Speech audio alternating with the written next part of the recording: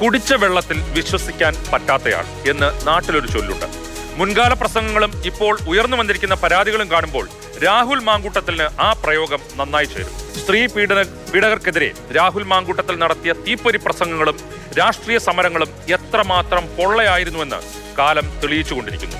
അന്ന് രാഹുലിന്റെ കൂടെ നിൽക്കുകയും കൈയടിക്കുകയും സമരത്തിൽ അണിചേരുകയും ചെയ്ത ആളുകളെ കൂടിയാണ് രാഹുൽ ഇപ്പോൾ വഞ്ചിച്ചിരിക്കുന്നത്. ഉയർന്നു വന്ന പരാതികൾ ശരിയാണെങ്കിൽ ഒരു കൊടും ക്രിമിനലാണ് അന്ന് ധാർമ്മികതയുടെ കള്ളക്കുപ്പായമിട്ട് വലിയ വായിൽ പ്രസംഗിച്ചത്. എന്തൊക്കെയാണോ ഈ കൊച്ചു കേരളത്തിൽ നടന്നുകൊണ്ടിരിക്കുന്നത്? നിങ്ങളുടെ MLA, ജനങ്ങൾ തിരഞ്ഞെടുത്തിട്ടുള്ള ഒരു നാടിന്റെ MLA, ഒരു ജനപ്രതിനിധി, അയാളെ കാണാനുണ്ടോ? രാജിവെക്കാതെ സുഖമായി, സ്വസ്ഥമായി, സ്വതന്ത്രമായി ഈ നാട്ടിലൂടെ ഇറങ്ങി നടക്കാമെന്ന് ഒരു കാരണവശാലുമുള്ള തെറ്റിദ്ധാരണ ശ്രീ M മുകേഷിന് വേണ്ട. 7 കടലുകൾക്കപ്പുറം പോയി നിങ്ങൾ ഒളിച്ചിരുന്നാലും ആ നിങ്ങൾ ഒളിച്ചിരിക്കുന്ന ആ ഒളി സങ്കേതത്തിൽ BJP-കാരന്റെയും CPM-കാരന്റെയും കാവലേർപ്പെടുത്തിയാലും അവിടേക്കും യൂത്ത് കോൺഗ്രസിന്റെ സഹപ്രവർത്തകർ കടന്നു വരുമെന്ന് പറഞ്ഞാൽ കടന്നു വരിക തന്നെ ചെയ്യും.